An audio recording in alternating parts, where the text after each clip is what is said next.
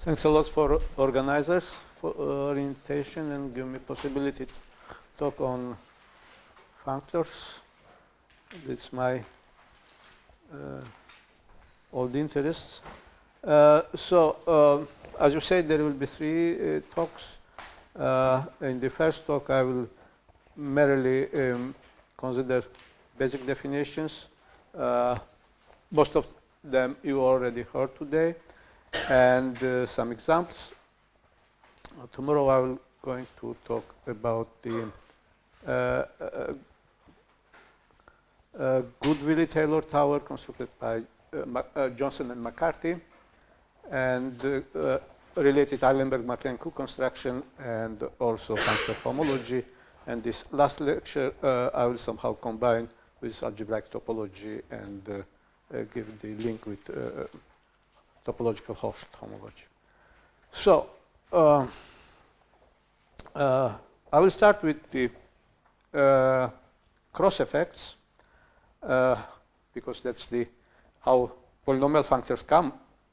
You already heard about this, and I will try to be represent also review what was done, and also present somehow more abstract approach. And this abstract approach can be developed in much wide situations, though I'm not going to details, but just a hint. I will see the main importance to have the polynomials and Taylor approximation is have to filtration in set of projective generators of your abelian category A. Okay, so all my talks except the last one will be very algebraic. Sorry for the topological audience. There will be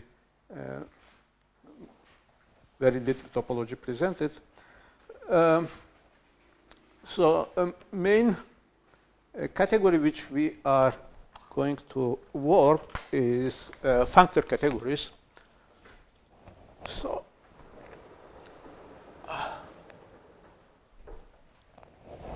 let me fix the notation. So C always means a small category.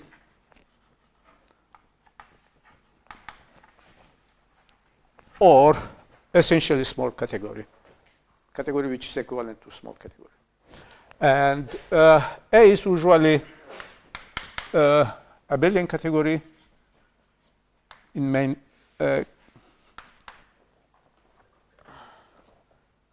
or maybe I will use not A, but maybe I will use D, abelian category. And mostly you can assume this abelian group or this category of modules over fixed K, and in this case, this means tensor product over K. Okay. So since C is small category, this is also a category, and this is a category of functors.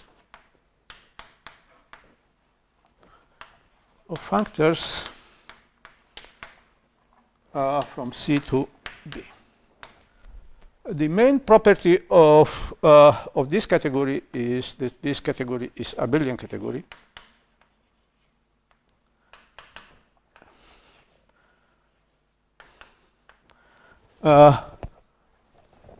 Unlike to shift theory, here the exactness is quite easy. So if I have the so this is exact in the functor category if and only if for all C in category C, the evaluation is exact. So this means all limits and colimits you can compute pointwise. So that's the somehow shows the category is not very far from your category of modules for some properties. So as I said, V is one of these two categories, for instance, and in that categories has the enough projective and injective objects,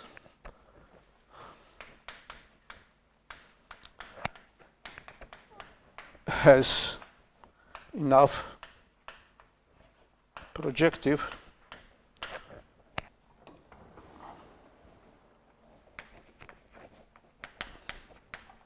and injective objects. So this means mainly you can do basic homological algebra. Let me recall what are the projective objects. For C, an object in C, let's denote by C, upper small c, a functor from my category C to K modules given by, so you just take free module generated by home functor.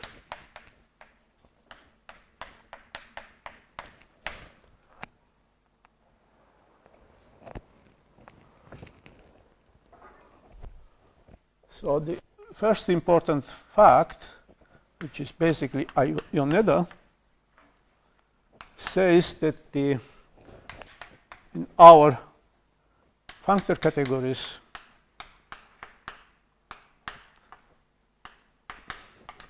if you take the home to any other, from this particular functor to any other functor, then what you obtain is F evaluated on C.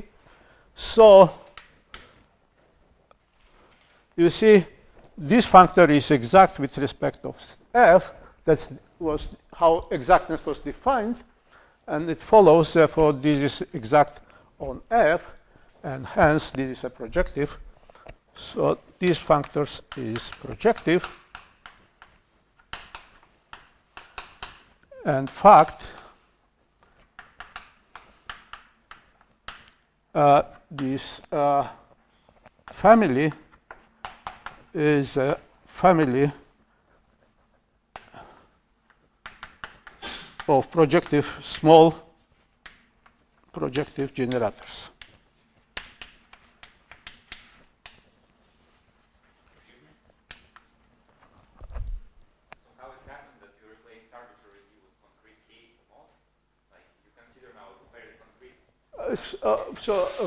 In the very beginning, there was a abelian category. You mean this? Abelian category you can always embed in category of modules. So basically you can, of course, then time you have to check whether the construction which you did in embed category belongs to. But this, many cases this can be done without problems.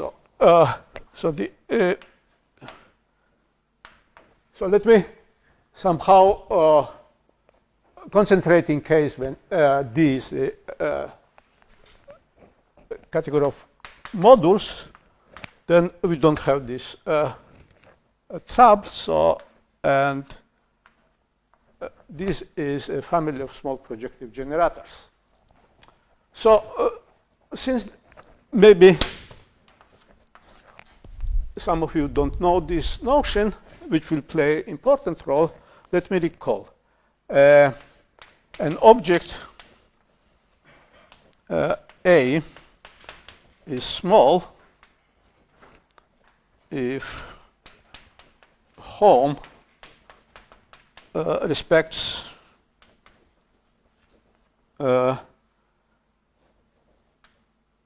coproducts.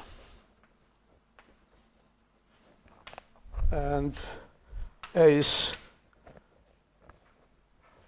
the family is generators if for any x there exists a surjective epimorphism of sums to x. So basically this means to construct projective generators, it's enough to consider sums of objects like this. Excuse me for the question again. Products of which cardinality? Cardinality is unbounded. Well, can be more than countable. Yes. So we are in abelian category, so this respects finite coproducts by definition almost. And the smallness means then it respects all coproducts. So why is this important?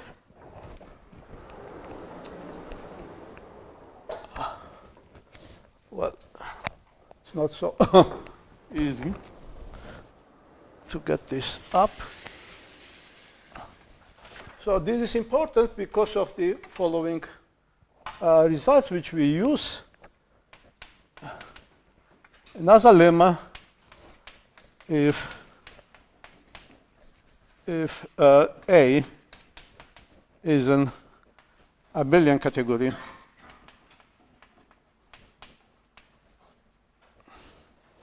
with exact coproducts,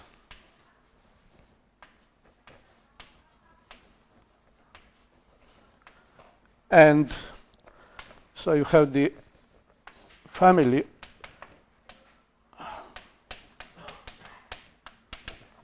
is a family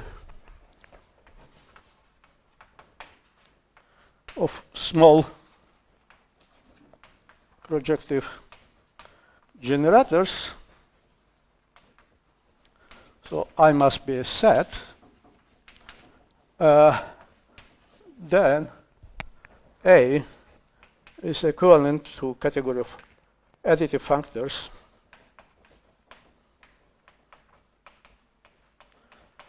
from the, let me call this to K-mod, where A is opposite to full subcategory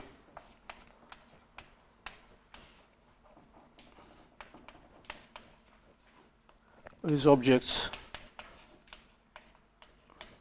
A.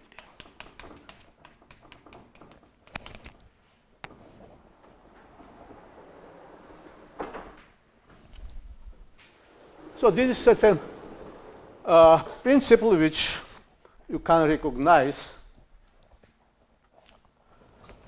whether your abelian category has something to do with functors or not.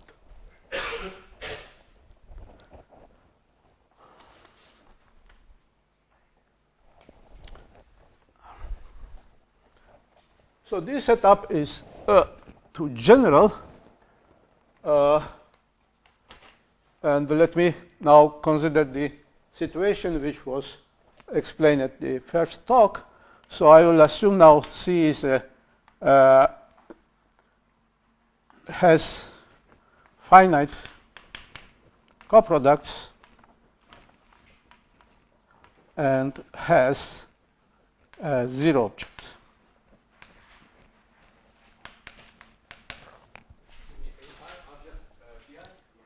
What? AI are PIs, right? It should be PI. Yeah. It should be PI.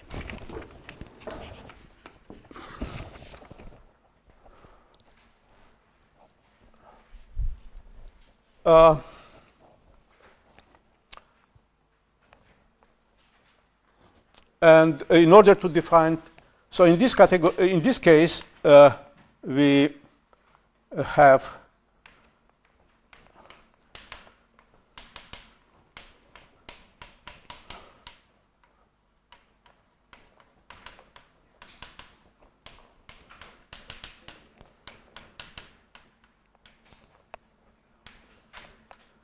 the filtration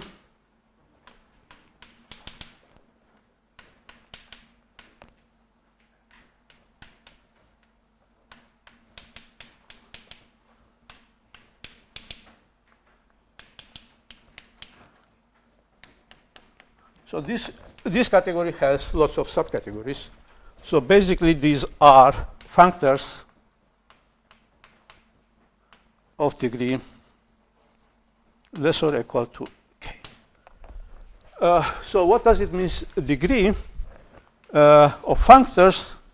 We have seen, but let me somehow repeat it.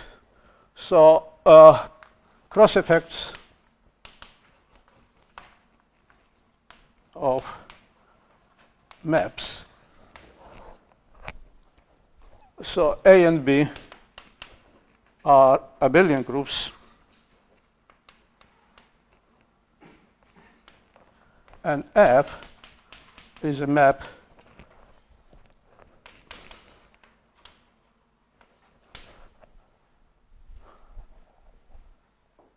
so you can define now the cross effects.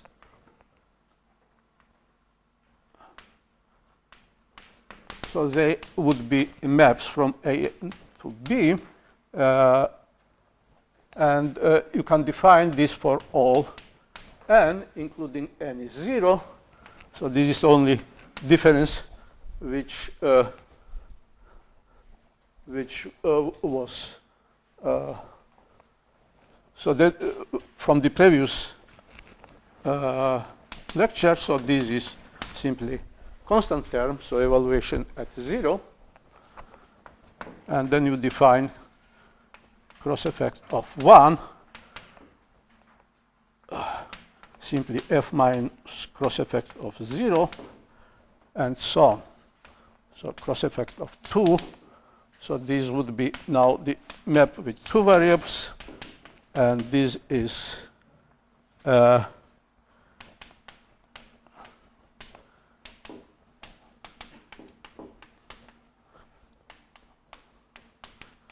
given by this formula, and by iteration, we obtain all these cross effects.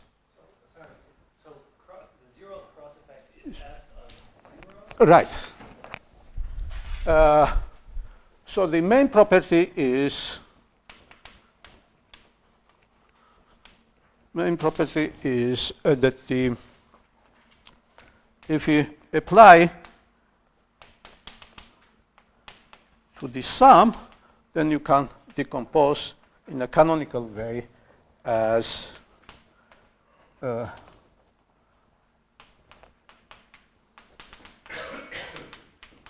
where case where you take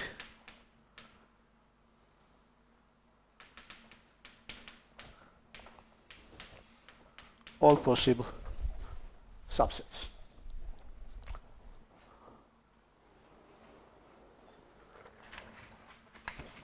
And we say degree of f is small or equal to d if cross effect of f of degrees d plus 1 vanish. So you can see degree f is less or equal to 1 exactly means that the f is additive constant plus homomorphism.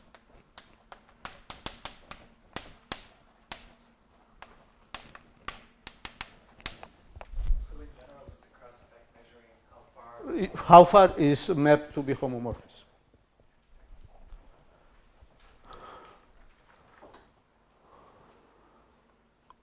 Well, we all call polynomial functors, but in fact they are not polynomials because of this following example.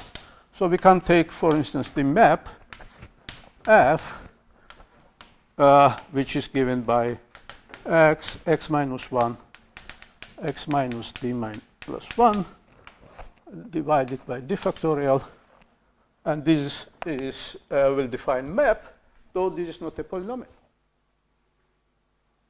So this is simply binomial coefficient. So this f, so degree of this polynomial is, of course, d. It's of finite degree, but it has some dominators.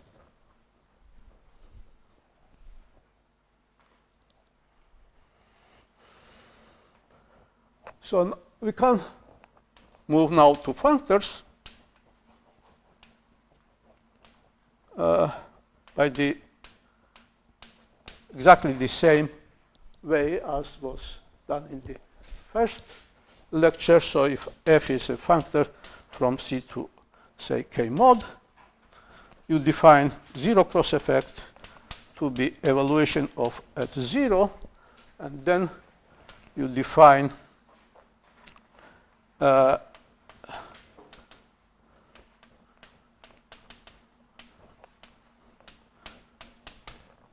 first cross effect, because the 0 is a direct sum of f as a functor, as a constant functor, so you have this part which decomposes, and then you define a second cross effect for functorial decomposition. So in this case, this would be this should be capital F, I'm sorry.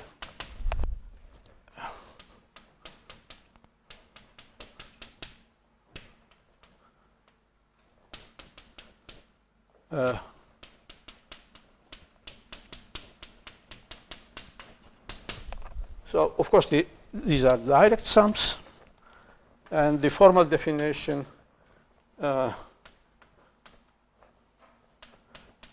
is a kernel of the standard projection which you have from cross effect. Basically, you don't need this, fa plus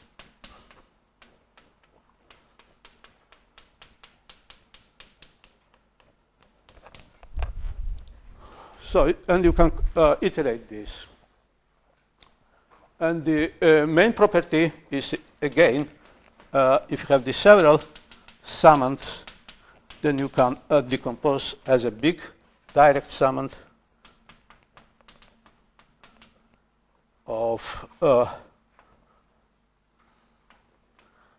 cross effect of kth cross effect evaluated on a I1, etc. a I. Okay.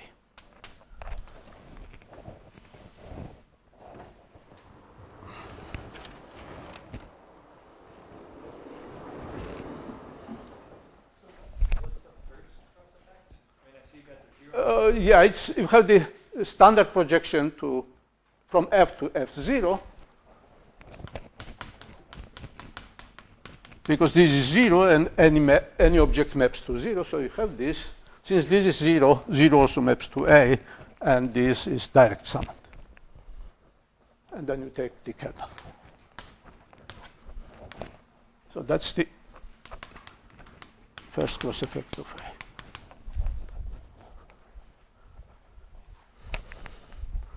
So, well, it should be written, but it's not written. What does it mean, degree of functor? Okay, maybe I will just add this.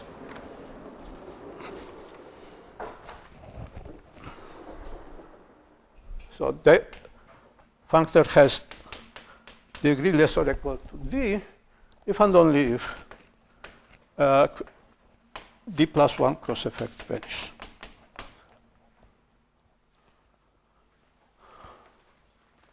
And as was suggested there, this is functors. So this is the collection of all f's with the which has the bounded by the degree.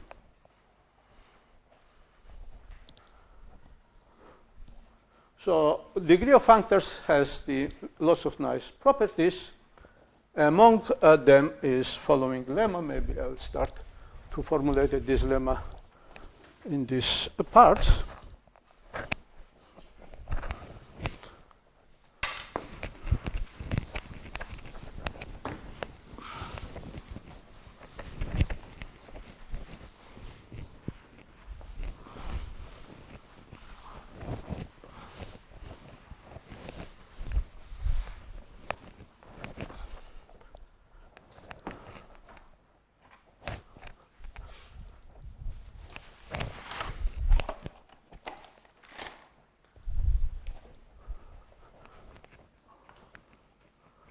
I must say is that first, if I have the short exact sequence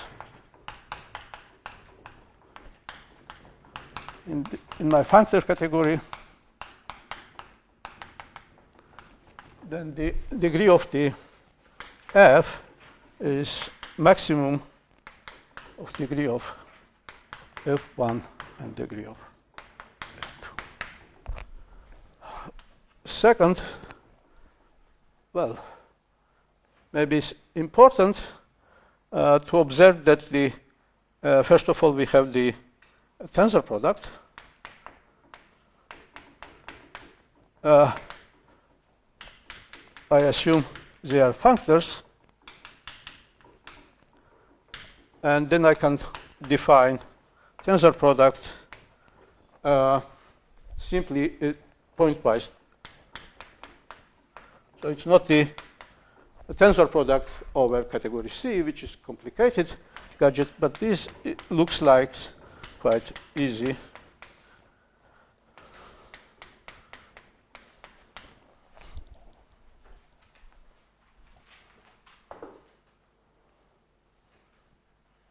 Object defined like this way, and then what you can prove that the degree of the tensor product is less or equal to degree of f1 plus degree of f2.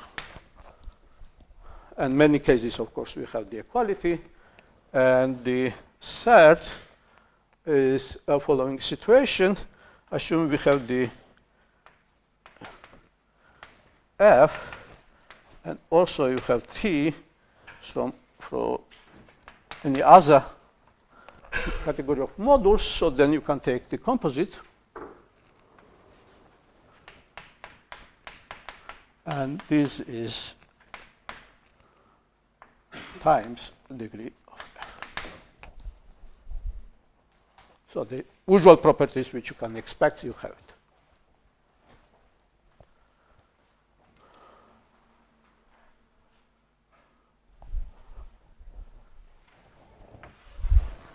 So as a consequence of the first part is that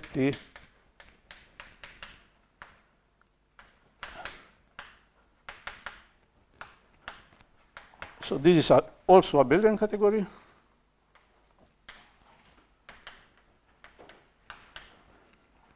And this embedding functor is exact.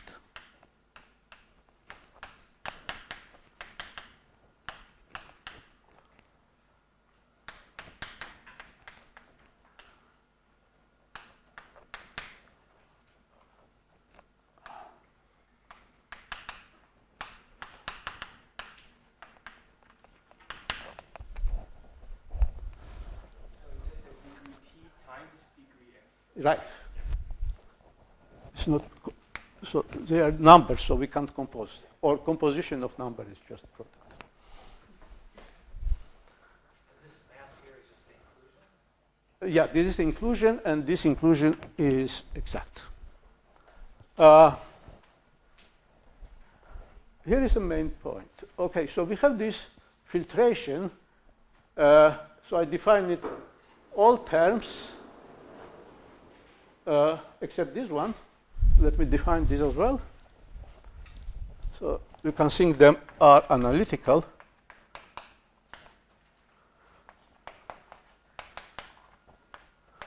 So, so these are F.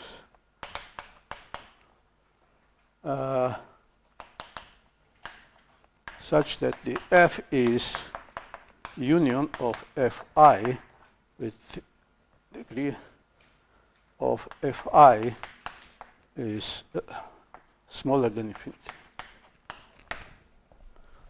So if the functor is union of functors of finite degrees, then we can call such functors analytical.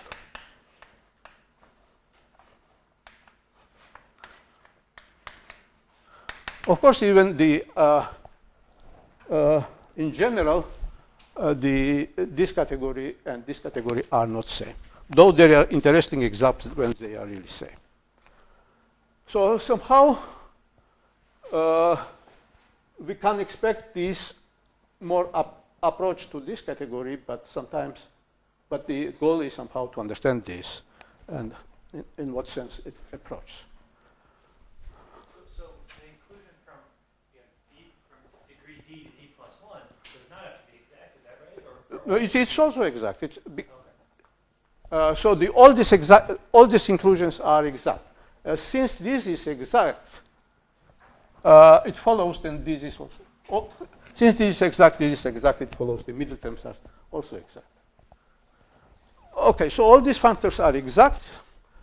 May you explain what you mean by the union of the functors? Is it like the algebra of the direct limit of those functors? Well, you can say it this way, filtered colimit.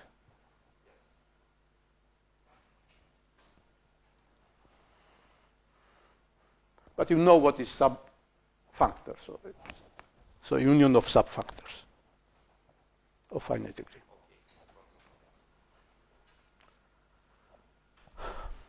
So the first question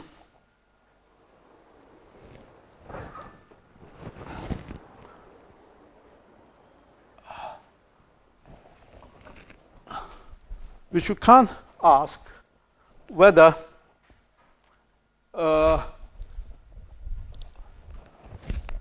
so this is somehow about classification. Yeah. So what we can say about these categories?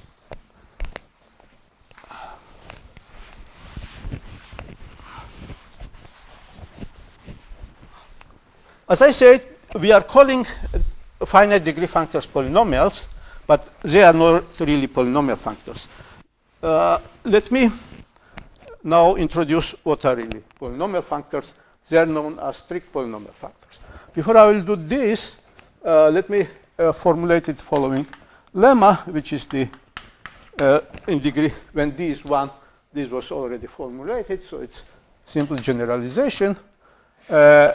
If C is additive, and this has only meaning in this case, then F,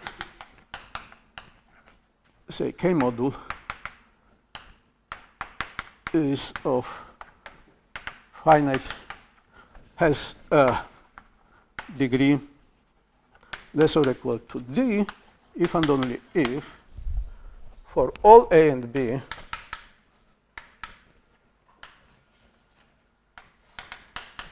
in C, the map F goes to FF, which is a map from home, from AB to home, K mod FA, FB, has degree less or equal to. But we have seen then this finite degree functions sometimes contains denominators. So if we somehow, and idea of strict polynomial functor is that to avoid this. So for these strict polynomial functors,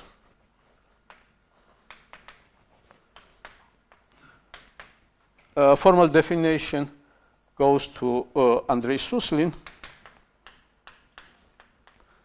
and Eric Friedlander. But before this, it was also considered by several authors, including Bousfield. This was unpublished. This is around 60s, 6 or something like this. This is around 2000. And also Ekedal. This is around 95. So it says that so first of all, we have to have the K is a commutative ring, and F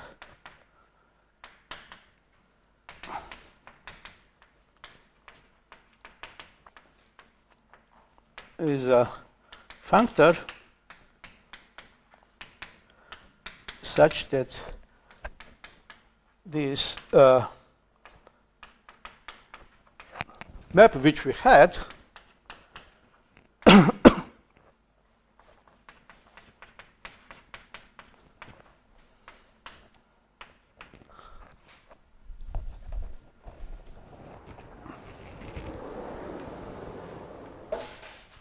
this functor is given by polynomials of over K. So there is this definition works for infinite fields in case of you have the infinite fields and algebras are over infinite fields, but it needs to verify what does means functor for finite fields. The point is, when you have the finite fields, there is an essential difference between maps given by polynomials and polynomials. For instance, over F2, x squared minus x gives the zero map. But then you have to distinguish this with zero map. So you have to change definition of a functor. Functor is a map from home to home. And at that place, you have to change. I'm not going to go this direction. So roughly speaking, you have to look them, these homes, which are vector spaces, you have to look as schemes, and you have to ask this to be enriched in schemes. Okay. So it was mentioned that the Eilenberg-Watts theorem, which classifies linear functors, was proved probably in end of 50s or beginning 60s. But classification of strict polynomial functors was proved in 1900. So this was done by Isai Schur far before when functors formally was introduced in mathematics. And let me formulate the result of Isai Schur.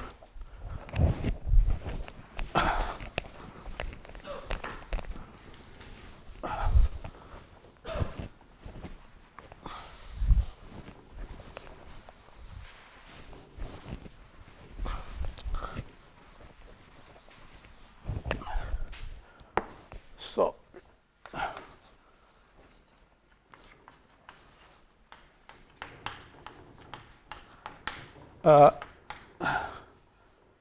if K is a field of characteristic 0,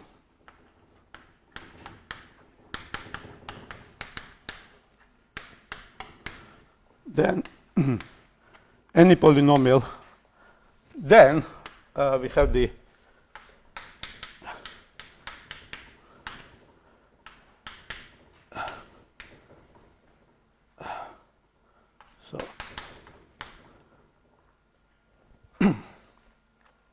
so I have to restrict here finite dimensional, of course, K mod to K mod. This category we knew thanks to this representation of Sk or sigma K. Sigma K is a symmetric group on K letters. So we can think this as a classification result as was asked.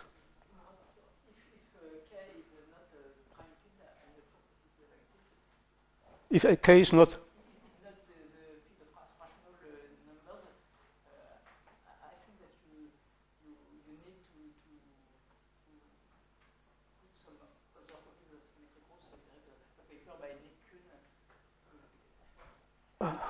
No, I mean, in my so if K is a field of characteristic 0, no, I mean, not functors, but strict polynomial.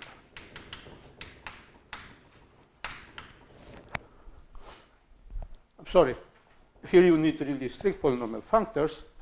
The strict polynomial functors are K representations of symmetric groups. And let me give the functor in this direction. So if you have the representations, K is 1 to n, then what you assign direct sum over K. So I have too many Ks. Maybe this should be I. Yeah.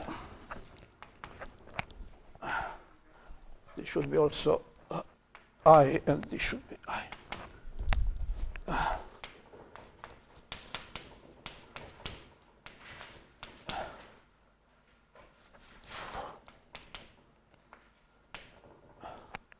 So this is a functor which you get by this formula. And divided by, of course, our symmetric group I. Symmetric group A acts on this tensor product via permuting factors. And it's also at Mi because Mi is representation. So this tensor product has meaning, and then you take just direct sum. So of course, this is somehow ideal theorem, and we would like to understand. So I just want to know, so are you saying that in characteristic 0 there is a distinction between strict polynomials and polynomials? No. But, so why No. There is a restriction. If K is rationals, there is no restriction. But if K is not, polynomials involve also coefficients. And when we define linearity, linear maps, we define this way. But we forget the scalar. So scalar property. So you need the scalar property and analogs of scalar property in higher degrees to get this theorem. If you forget about this, then you have the version, but then the representation should be replaced by the not usual representation, but representation so-called so then you can consider the K tensor n semi-direct product of sigma n, and then you have module over this. Okay. So time is running. So in my plan, I'm just in beginning. What we can say about in general situation?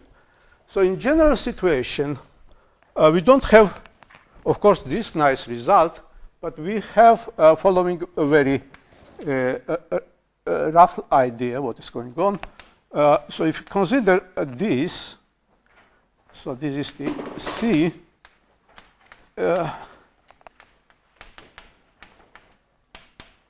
Say K mode.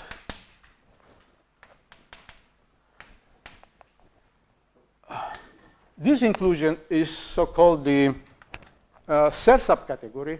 So this means you can consider the quotient category. And this quotient category is somehow representation of sigma K. I'm not going to say what does it mean in this generality representation because C is arbitrary additive category, but you have to do something, the rate product over category. But so you can arrange this. So roughly speaking, this category is not anymore product of representations of symmetric groups, but it has a filtration such that the quotients are the representations. Okay, so that's somehow, it's not quite classification, but at least it gives flavor what you can, and what algebraically, how it's related. So, for the beginners, as I was in 80s when I worked on this, I thought this is good way to understand the representation functor category. But it turns, in characteristic P, it turns out this is other way around. Because the representation theory characteristic P is too complicated, and easier are representation of strict polynomial functors are easier. But they're not trivial, but still it has much more nicer property than representation theory of symmetric groups. For instance, they have finite global dimension.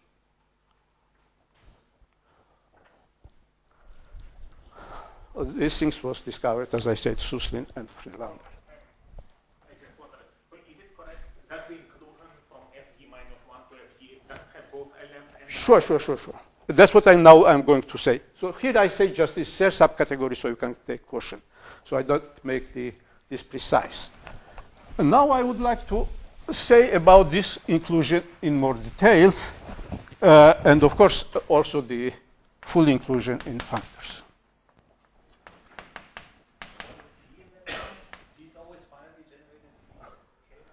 No, C I don't make, I mean, in this general setup, C could be any category of finite, with finite coproducts at zero object. Of course, what are in that case representation, you have to worry, but this you can't do. Always appear symmetric groups. Okay, so you have, so for instance, if they are finite generate modules, then you have to take real products. But you have something similar for in general. So let me say about this inclusion. In the first lecture, we have seen that this inclusion has left adjoint. And this is very easy. And that's what is called the Taylor power. So to construct this inclusion, so let me call this TD. So TD is for Taylor part of F of degree D. So this construction is quite easy, and so you simply have to kill D plus 1 cross effect. So you just consider the D plus 1 cross effect of F. You diagonalize, so you take only same variable X. So this is the direct summand in this. Then you have the, so I'm sorry, coproducts. By coproducts, you have this Fx, because this is a coproduct, and then you consider this composite and take cokernel. And that's the TDF. So it was said that this was constructed by Eilenberg and MacLean, and this is indeed true. But you never find this. But I was happy that I met both with MacLean and Eilenberg in my life, and Eilenberg said this he knows for a long time. But of course, this is the first which you can do, and this was constructed in the 80s. Almost everybody who started to work with polynomial functors. It's more complicated of the right exactness. So this is the left exact, left adjoint. I'm sorry.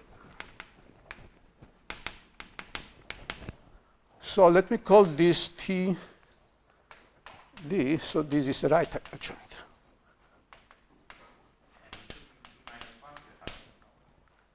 Oh, yeah. This should be D minus 1 and D minus 1. So let me say following. Existence is just the Freyd's adjoint theorem. So there is an abstract theorem which guarantees under what condition functor has adjoint, and you can apply this in this situation in works. But to construct in the practice, this is not at all easy. Exception is case when C is additive. Then you can dualize this. So if F is additive,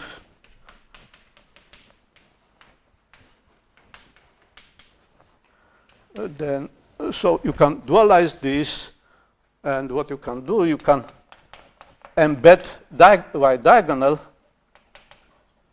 to direct product, because in this case, coproduct is product, so you can do this, and then you project on the cross-effect part.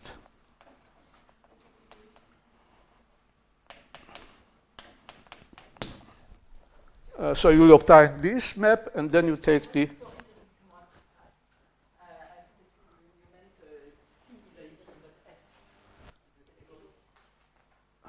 No, I mean, if C is additive category, I'm sorry, then you can do this construction. And then, so let's call this somehow maybe theta, and then you define, I'm sorry, no,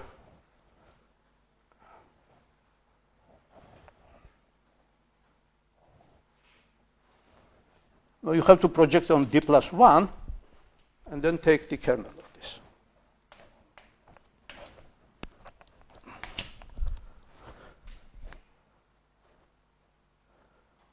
And that's it.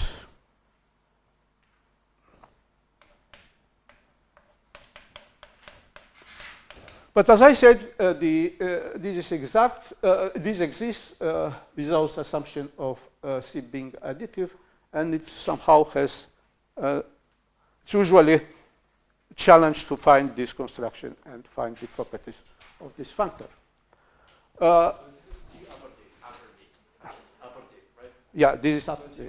This should be upper, yeah. So this right.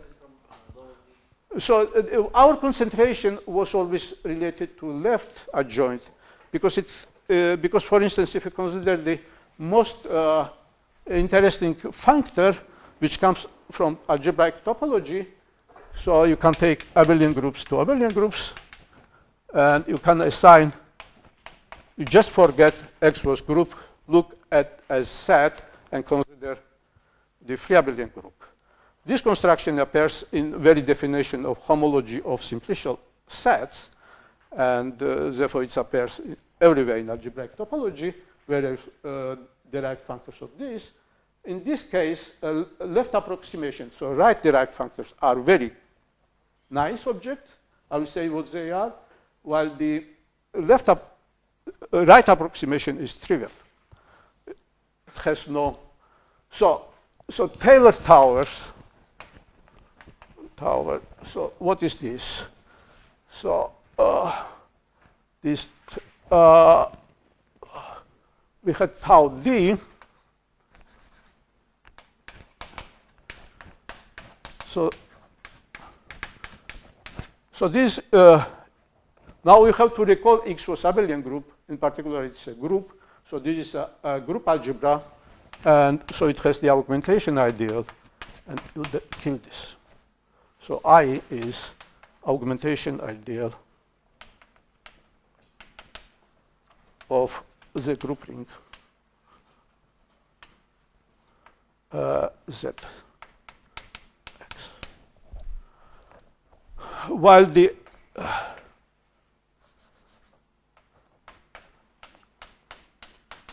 this is 0 for all the.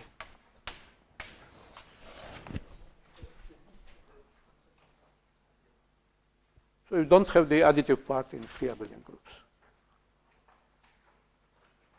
So you can see there is a big difference between. Well, of course, you can you can construct functor which has the wrong properties from the left side and right properties from. Yeah. But like another interesting thing, when C is at the category of finite sets or pointed finite sets, Yes. then you can restrict to the subcategory of sets of up to n elements and then take left an extension. Yes. Then that would give you the left approximation. I'm not sure. Randy was always claimed that this approximation you can get as a Khan extension. But except the unpublished manuscript, I never see this claim. Maybe I'm wrong? Okay, well, we can discuss it. So, since time is over, You have another up to half an hour. how much? You have up to half an hour. I mean, Oh, half hour, leave the whole okay. time No, that's fantastic. So I thought it was 1 hour talk. But that is good, then it's 1 hour and a half. So can I ask, So then I can go, so maybe I can ask a naive question then. So on this board, which is currently mostly hidden, you said that the Freud's adjoint functor theorem gives you the right adjoint. So then, in order to see that, I have to know that the colimit in the category of functors of a diagram which is only degree D functors is computed in the diagram of Sure. degree D guys, and I don't see why that is. that's what I say. Well, these are the abelian categories, and all computations comes to compute what are the direct sums and the kernels and co-kernels. And that's what I started to show. Then if you have the short exact sequence, then degree behaves very well. So that guarantees then all constructions which you need, you can put in restricted degree categories. Thank you for questions. So this is somehow, okay, more or less same as first lecture was somehow saying. Now I would like to give a more abstract approach on cross effects, but for this, let me consider the so-called the universal example. And that is the example which already was suggested to look by Aaron. So,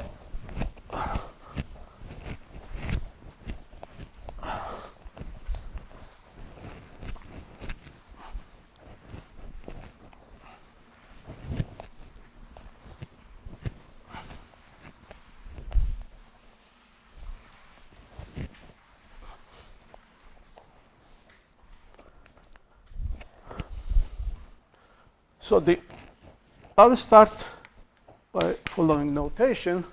Gamma, following the Segel, denotes category of finite pointed sets, but actually Segel used op. But let me write just gamma, so category of finite pointed sets. And moreover, I will assume the objects are simply the sets on bracket n when this is the base point.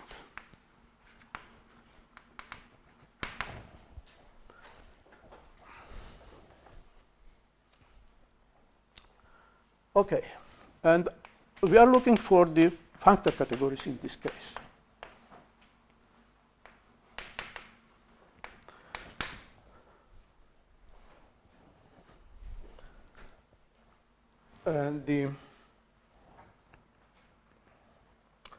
And as we said, the projective objects are the homes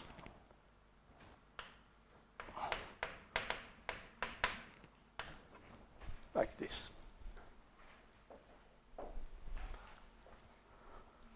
So in particular, you can see easily this is the n-fold tensor product of gamma 1. And the gamma 1 is simply free abelian group on X.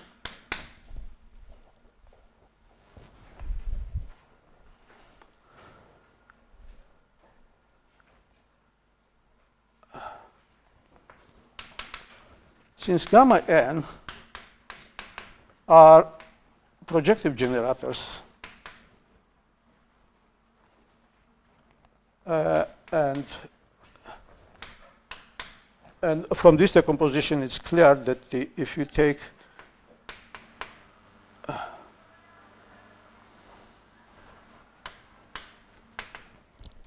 if you multiply two projective generators, then you will get again projective generators.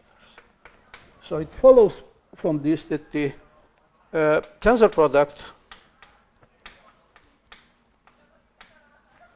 of projective objects is projective.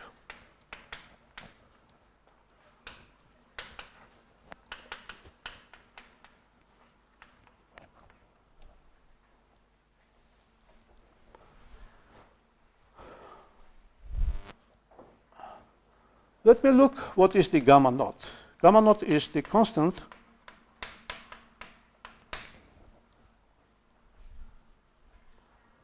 of its value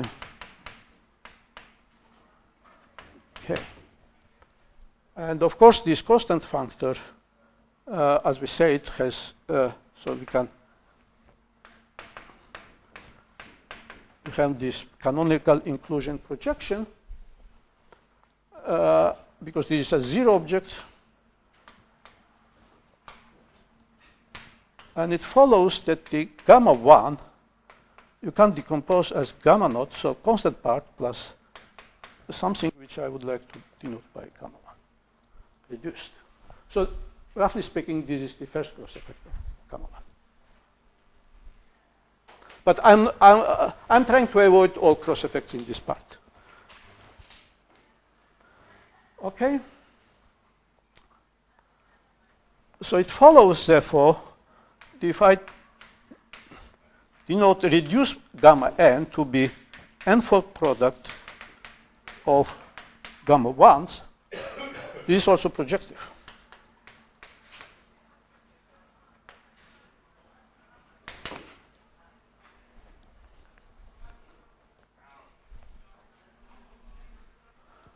So what is a consequence is that this family reduced functors is also a family of small projective generators.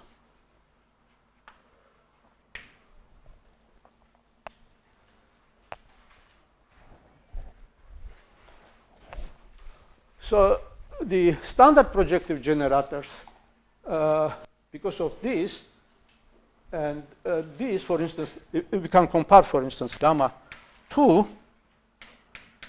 is gamma 1 tensor gamma 1. So this is gamma naught plus gamma 1 reduce tensor. So you will get gamma naught plus gamma 1 plus gamma 1 reduce plus gamma 2 reduce. I'm sorry, this. So you will get all cross effects, basically. So these are the projective generators. The theorem which I said, when you have the small projective generators, then you can introduce the full subcategory. So you have the Morita type theorem. And therefore, this category of functors is equivalent also category of functors defined only in these objects. So therefore, what you have to do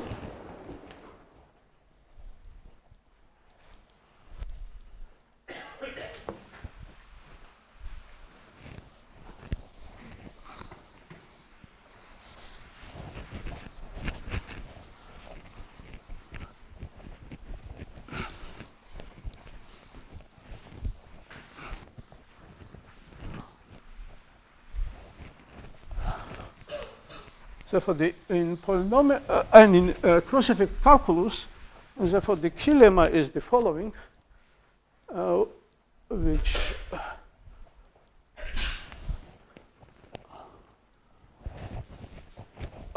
which I proved around 2000. To formulate it, let me denote by omega. First, let me introduce the n sub line. This opposite to bracket n is set with those base point. So here we have no base points. Just set, no base point.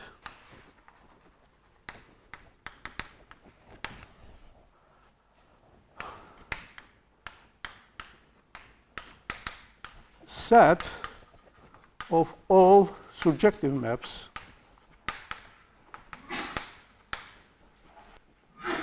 from n to m. No, from m to n, I'm sorry. And now you have the very basic result, which says that if you consider a functor from gamma to k mod, from the reduce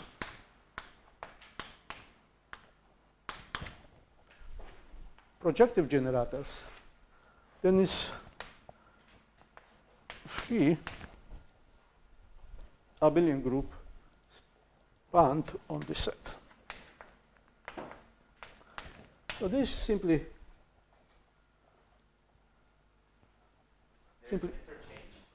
yes, yeah, because the this why because this is covariant home with argument, but with respect of n, it's contravariant.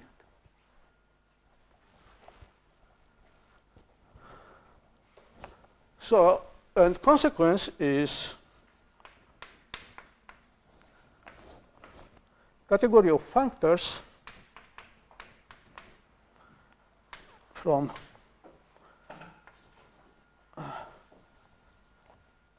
gamma to k modulus is equivalent to category of functors from omega to k mod.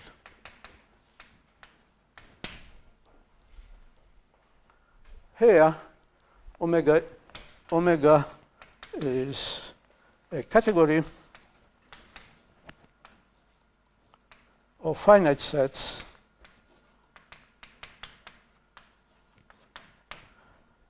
as objects and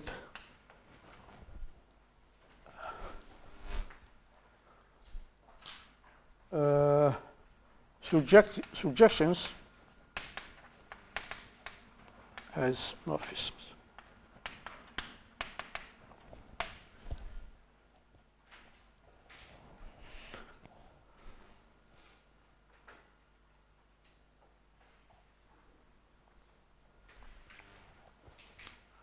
Now, Like equivalence is the evident one, which is just like evaluating the same functor. no, equivalence comes. So if so by Morita theory, equivalence comes from this way. If you have the functor, okay, f, so you have to assign n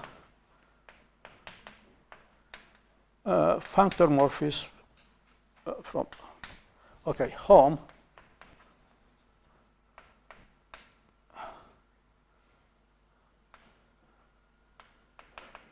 so you have this functor category from gamma n to f. And if you compute, well, in terms of the cross effects, this equivalence is given n, you have to assign nth cross effect.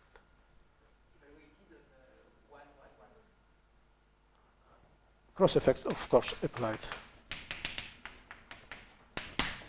Thank you.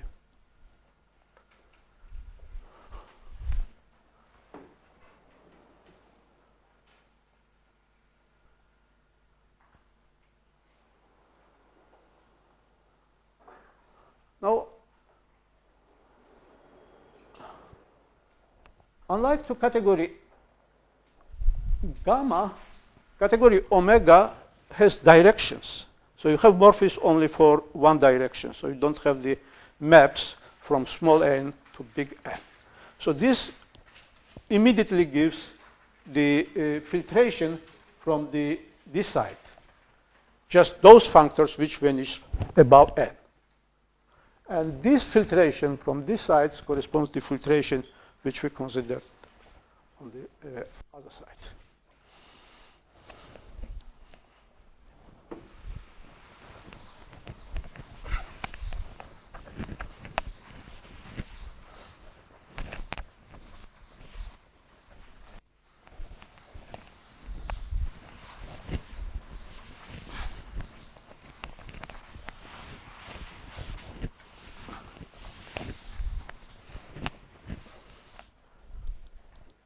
So, for instance, addendum to this corollary is that under this equivalence,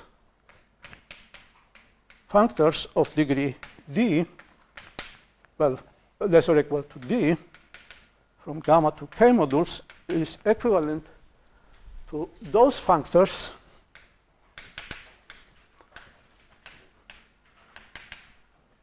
such that the t vanish on all n for n greater than equal to t.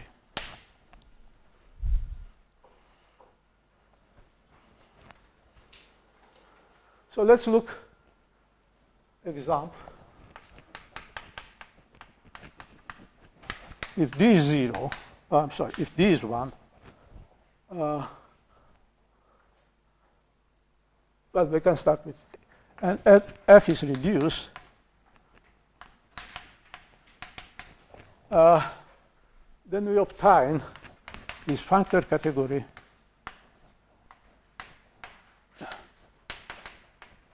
is simply k mod. Because in this case, so we have the 0, 1, 2, etc. So these are objects in omega. So this is isolated object. So you don't have any surjection. Well, you don't have any map from n to empty set. But you don't have also surjections from empty set to non-empty set. So this is somehow isolated. So this somehow says always the constants you can avoid. So this we can forget about. So more interesting is happens when we have the reduced functors. And so from 1, you can't have the morphism above. So this equivalence is simply given by f. So this equivalence is given by this. Because in this side, we don't have the morphism from 1 to higher side. And a functor on this one object category is simply k module, because it has no automorphisms, no endomorphisms. By the way, all endomorphisms are automorphisms. So this is very nice category. And when you have a category like this, when all endomorphisms are isomorphisms, there are several ways to reduce computation homological algebra to homology of the automorphism groups plus some orders, which comes by natural orders. And this gives very good approach to understand this category. So let me consider also these two. So in this case, we have 2 and 1. So, and we have just one map, and we have the permutation. So in this case,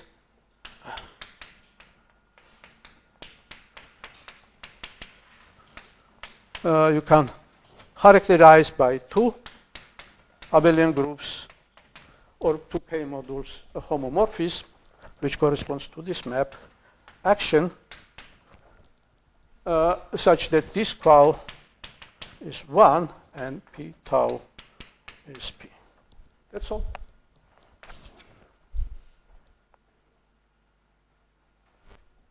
Well, you can go higher, but then you will see how complicated are symmetric groups.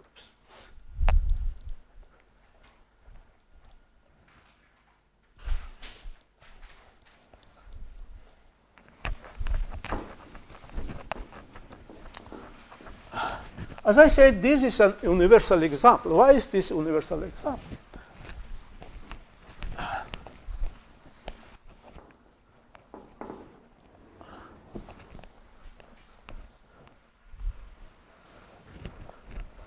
So, of course, universal with respect of what we had considered. So let's come to general case. This is category with 0. 0 and finite coproducts.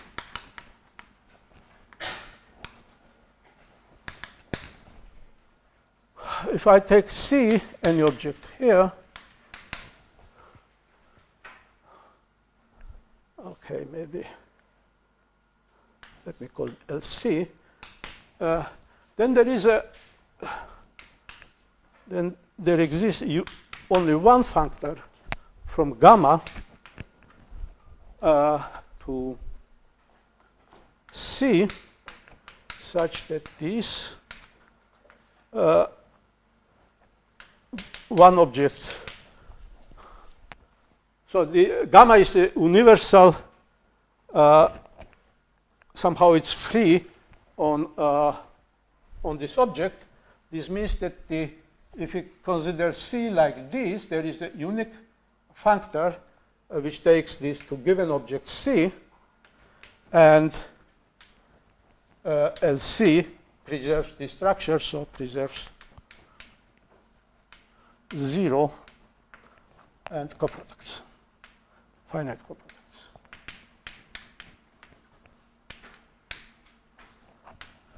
So in particular, if you have the F here, so K mod,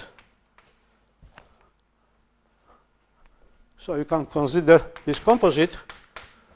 Let me call this F sub C. Then you can prove, basically, this is more or less topology. Then this F has lesser degree D, as we did via cross effect, and as was done in the previous lecture, if and only if degree of Fc is smaller or equal to. So using this trick, lots of problems related to finite degree functors you can reduce to this basic case and study there. Okay. Now what more about, so somehow for the classification for this category of functors of finite degrees in general,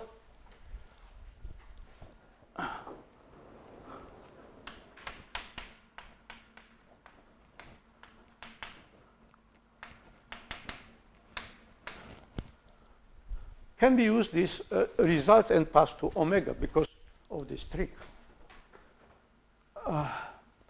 So let me say meta theorem.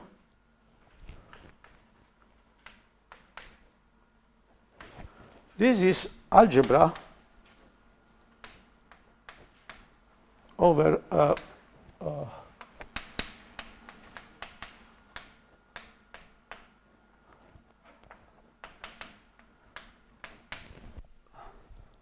so algebra means, so you have the objects here, maybe not one, but several with some structures, satisfies equations. Equations means diagrams commute, and nothing else. And by this, it follows that this is also equivalent algebra over functors omega d K mod. So this side is omega d is full subcategory of omega objects x less or equal to d. So somehow what you can expect in general, then these functor categories are certain diagrams over these sets. And the idea is somehow to identify what they are. So we did in with Vincent Franjou, Hans Bauer, and Winfried Dreckmann many years ago. We did a case when C is category of finitely generated abelian groups. And recently with Manfred Hart and Christina Vespa, we did this case when C is finitely generated groups. And I will, if I have the couple minutes, I will say what are the results.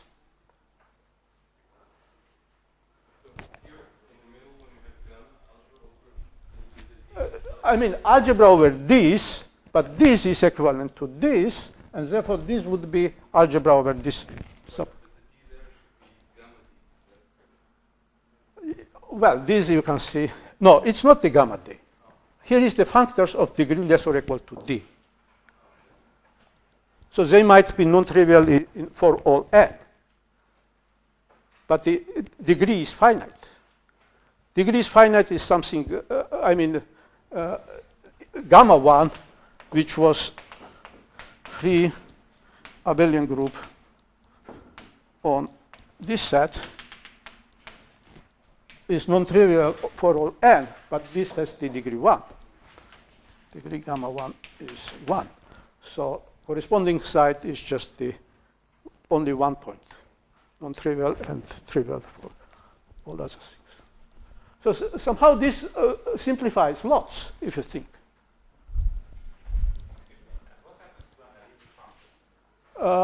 Yeah, that's good questions, and maybe basically analytic functors was studied in the basic case when the C is category of vector spaces over finite fields. And this category is deeply related to representation theory of standard algebra, thanks to work of Jean Land and his co-authors, and Nick Kuhn, and Vincent Franjou and Leonard Schwartz. So they are working hard in this direction. And probably there will be some lectures about this, if I'm not mistaken.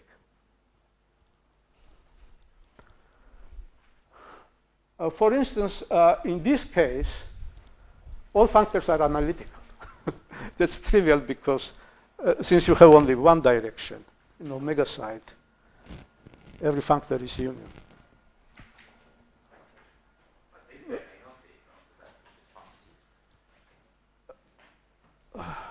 But for other C, this might be very non-trivial. As I said, when it's vector spaces over finite fields, it's deeply related to standard algebra representation. I just wonder how this statement about the meta theorem characterizes Func.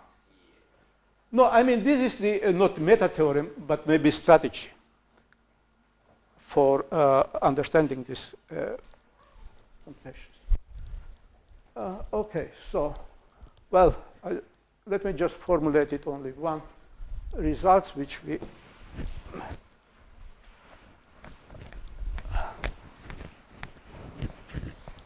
let me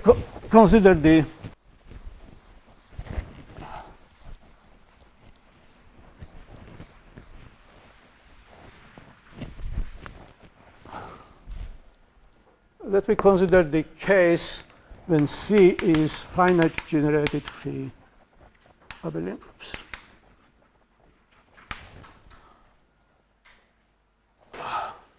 Of course, degree 1 functors are simply abelian groups, are all tensor products, so degree 1 functors.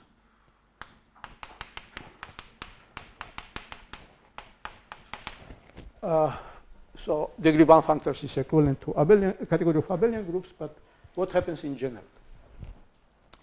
The idea is to use gamma and relate these finite generated free abelian groups. Basically, you can do into a different way. So you can assign the free abelian group generated by n. So that is what is suggested by this diagram. So this means any functor from this side, say abelian groups, gives rise to functor from gamma. But it's important that in this case we have not only this somehow obvious functor, but we have also the contravariant functor. So we can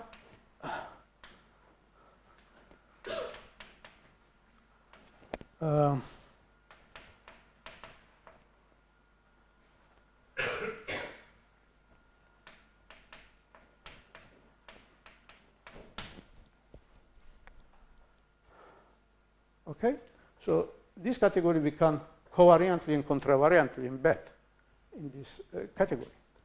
The point, next observation is that basically these are the same object because the bases are fixed. So we have the canonical identification of module and dual of modules because bases are fixed.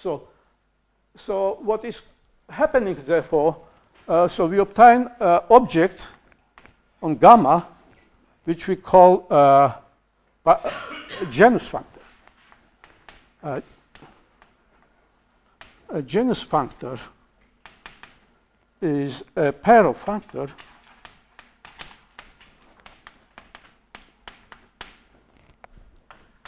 gamma to ab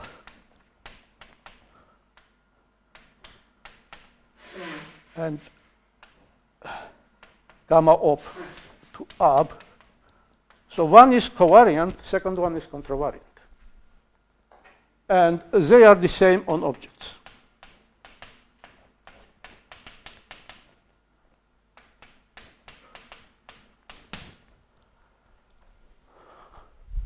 And it turns out, so this means, so let me denote simply this by F.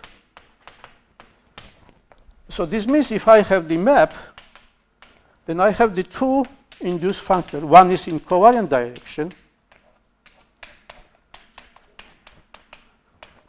and another one is contravariant direction.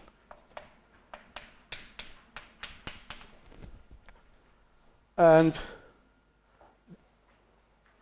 the any functor here gives rise to this genus functor, but it gives not arbitrary genus functor, but it satisfies following very nice property, which is known as Mackey property in group theory or Bar-Chevalier condition in category theory. So what does it mean? It means as follows. So if you have the pullback, so we have F, we have G, we have maybe G dash F dash. So I can consider, I can apply F.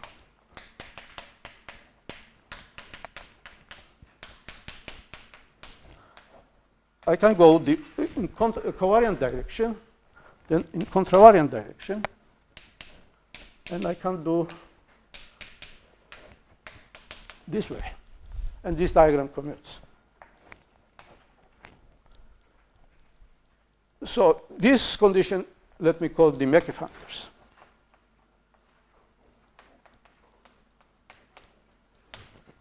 So this is a condition on the gamma side. And we have the equivalence between gamma side and omega sides. Now we have to translate this condition. What does it mean in omega side?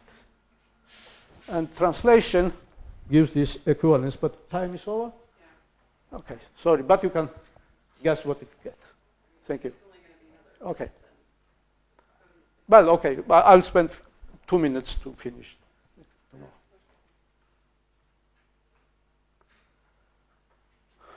Yeah, that was all. Any questions?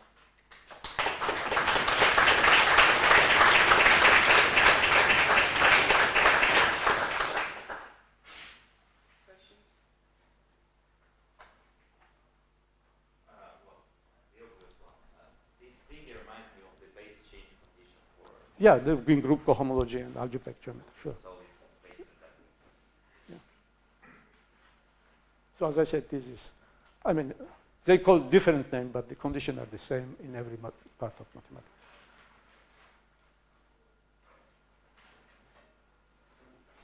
Well, can you say what you were going to say about what did it correspond to in the omega side? Yeah, sure. So on omega side, we have the, again, genus functor. So we have the Ctn. And for all f, so we have the covariant and contravariant part. That's obvious. But last condition, it's more delicate. So now you have to consider surjections. By the way, in category omega does not exist pullback. You can see this easily. But you can construct pullbacks in a naive sense in a set theory. So this is pullback in sets. And you have to consider all subobjects such that this induced map is R surjections. These subsets are called admissible. And condition is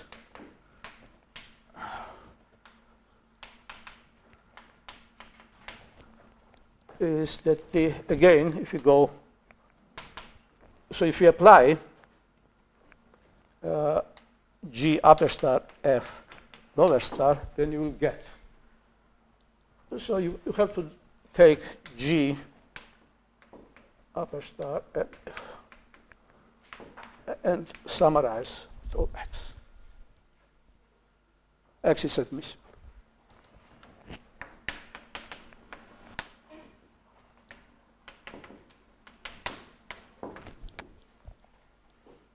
As I said, we did also the case when instead of abelian groups, you have the non-commutative groups.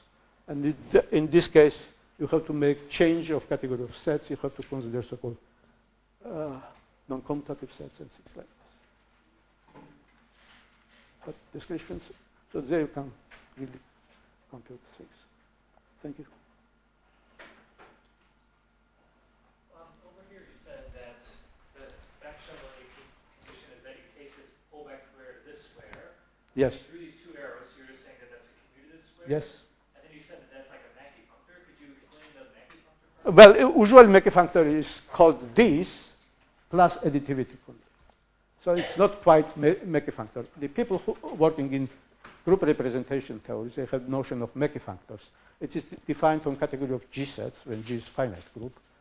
And it involves this condition plus additivity condition. Well, So, yeah, I think of it as having something to do with, like transferring from a subgroup to the. Yeah. That would be This condition is double coset formula.